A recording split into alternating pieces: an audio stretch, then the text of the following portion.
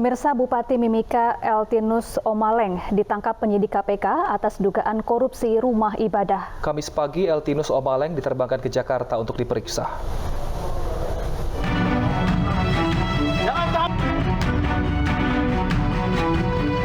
Eltinus Omaleng ditangkap penyidik KPK saat menghadiri rapat umum pemegang saham di sebuah hotel di Kota Jayapura Rabu pagi. Sempat terjadi adu mulut antara Bupati Mimika dengan tim penyidik KPK yang hendak membawanya. Tetapi akhirnya Eltinus dibawa ke markas Komando Brimo Polda Papua. Bupati Mimika Eltinus Omaleng ditangkap KPK dengan dugaan penyelewengan anggaran pembangunan gereja Kimi di Mile 32 Mimika yang merugikan negara 160 miliar rupiah. Setelah penangkapan Eltinus, telah diperintahkan siaga penuh untuk mengantisipasi gangguan keamanan di Kabupaten Mimika. Kami berusaha juga nanti mengatur supaya tidak ada dampak lain karena proses penegakan hukum ini. Kami sudah memerintahkan kepada Kapolres Mimika untuk membangun komunikasi dengan tokoh-tokoh yang ada di Mimika, terus sekalian menyiapkan pengamanan supaya tidak ada terjadi hal-hal yang tidak diinginkan. Saya berharap masyarakat di Mimika juga bisa melihat dari kacamata hukum. Sebelumnya Majelis Hakim Pengadilan Negeri Jakarta Selatan telah menolak pra-peradilan Bupati Mimika. Hingga kini telah lebih dari 30 orang diperiksa terkait kasus ini. Sementara itu, untuk pemeriksaan lebih lanjut, Bupati Eltinus diberangkatkan ke Jakarta dengan menggunakan pesawat udara melalui Bandara Sentani yang dijaga ketat oleh aparat keamanan.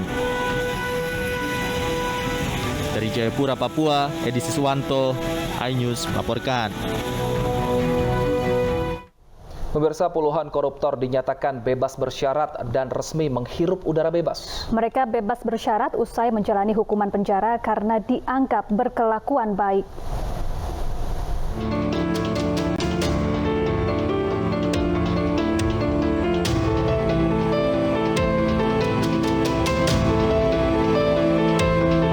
Direktorat Jenderal Pemasyarakatan Kementerian Hukum dan HAM merilis 23 narapidana kasus korupsi yang mendapat surat keputusan pembebasan bersyarat. Para koruptor ini resmi menghirup udara bebas sejak Selasa kemarin.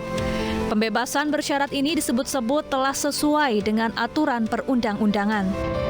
Persyaratan itu berkelakuan baik, aktif dalam program pembinaan, dan secara waktu telah memenuhi persyaratan, sudah melewati 2/3 masa pidana atau minimal 9 bulan. Itu sudah memenuhi persyaratan semua. Syarat ini untuk siapa? Semua narapidana yang memenuhi persyaratan itu semuanya diberikan remisi. Jadi bukan hanya tipikor. Tipikor ini hanya sebagian kecil untuk diberikan remisi. Beberapa koruptor yang bebas bersyarat diantaranya mantan jaksa Pinangki Sirna Malasari. Pinangki telah dibui selama 2 tahun usai terbukti menjadi maklar kasus agar terpidana korupsi Joko Chandra bisa lolos dari hukuman penjara dengan mengajukan peninjauan kembali. Pinangki awalnya divonis 10 tahun penjara oleh Pengadilan Negeri Jakarta Pusat. Namun kemudian vonis tersebut disunat Pengadilan Tinggi Jakarta menjadi 4 tahun penjara. Selain itu, mantan Gubernur Banten Ratu Atut Hosiah juga resmi keluar dari bui. Atut sebelumnya dipenjara 9 tahun akibat terjerat kasus suap Pilkada Lebak dan korupsi pengadaan alat kesehatan. Tak hanya Pinangki dan Atut, mantan Gubernur Jambi Zumi Zola juga resmi bebas bersyarat. Sebelumnya, Zumi mendekam di balik jeruji besi sejak 2018 lalu. Zumi Zola terbukti menerima gratifikasi dan memberi suap untuk memuluskan RAPBD Jambi.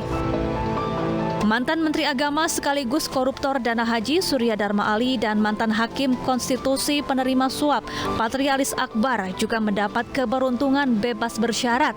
Mereka keluar dari Lapas Sukamiskin, Bandung, Jawa Barat sejak Selasa kemarin. Tim Liputan iNews melaporkan. Ya, bebasnya para koruptor lebih cepat menyisakan tanda tanya bagi penegakan hukum di Indonesia. Untuk membahasnya sudah bergabung bersama kami peneliti Indonesia Corruption Watch Kurnia Ramadana. Selamat sore Mas Kurnia. Selamat sore Mbak, Assalamualaikum. Waalaikumsalam warahmatullahi wabarakatuh. Mas Kurnia, puluhan koruptor bebas bersyarat ini mengejutkan masyarakat karena dinilai menciderai rasa keadilan. Apakah ini artinya hukuman bagi koruptor di Indonesia tidak menimbulkan efek jerah? Ya, yang pertama tentu penyebab atas sengkarut pembebasan bersyarat ini mesti kita layangkan pada proses pembahasan Undang-Undang Nomor 22 Tahun 2022, yaitu Undang-Undang Pemasyarakatan, yang mana undang-undang itu telah membatalkan regulasi progresif seperti PP 99 tahun 2012 yang memperketat koruptor jika ingin mendapatkan pembebasan bersyarat, yaitu harus menjadi justice kolaborator. Tapi Undang-Undang Pemasyarakatan yang baru praktis hanya mensyaratkan berkelakuan baik, menjalani 2/3, dan pernyataan Dirjen Pas pada VT iNews tadi memperlihatkan perspektif negara dalam memandang kejahatan korupsi yang justru menyamaratakan dengan tindak pidana umum lainnya. Dan terlihat sekali perspektif Undang-Undang Pemasyarakatan hanya menitikberatkan rasa keadilan bagi pelaku, bukan bagi masyarakat selaku kita sebagai korban tindak pidana korupsi. Jabatannya juga cukup mentereng, jaksa, ada yang kepala daerah, dan lain sebagainya. Kalau kita membandingkan dengan perkara yang mereka terlibat, tentu akan menimbulkan kritik masif dari masyarakat. Demikian. Artinya Mas Kurnia, yang membuat jera para koruptor ini tidak ada dong hukumnya di Indonesia? Berdasarkan catatan ICW tahun 2021, rata-rata hukuman dari bulan Januari sampai Desember terhadap 1.300 terdakwa itu hanya 3 tahun 5 bulan penjara. Jadi bisa dibayangkan, sudah tuntutannya terlihat ringan, vonisnya juga sangat ringan, ketika masuk ke lembaga pemasyarakatan kembali mendapatkan keistimewaan karena mudahnya mendapatkan remisi dan menghirup udara segar berupa pembebasan bersyarat. Dan ini tentu akan dicatat menjadi episode baru pelemahan terhadap agenda pemberantasan korupsi. Demikian. Mas Kurnia, apa upaya yang harus dilakukan agar hukuman bagi para koruptor bisa lebih berat dan kemudian bebas bersyarat ini bisa lebih ketat pemberiannya? Apakah diperlukan revisi regulasi ini, Mas Kurnia? Upayanya tinggal satu, yaitu merevisi Undang-Undang Pemasyarakatan. Namun apakah itu mungkin atau tidak? Kami yakin tidak mungkin, karena ide untuk memperlonggar hukuman berupa remisi dan pembebasan bersyarat sudah sejak tahun-tahun sebelumnya diutarakan oleh negara melalui Menteri Hukum dan HAM, Saudara Yasona Lauli. Jadi momentum menghapus PP ini langsung dimanfaatkan secara sigap dan cepat merevisi Undang-Undang Pemasyarakatan. Demikian. Baik, kita harapkan ke depannya ada revisi Undang-Undang Pemasyarakatan sehingga ada efek jerak terhadap para koruptor. Terima kasih Mas Kurnia Ramadana, peneliti ICW, telah bergabung bersama kami di iNews Sore. Ya, tes uji kebohongan tersangka pembunuhan Brigadir Joshua Huta Barat. Hasilnya 3 tersangka selain Putri Chandrawati dinyatakan jujur. Selengkapnya kami hadirkan usai jeda. Tetap bersama kami di iNews Sore.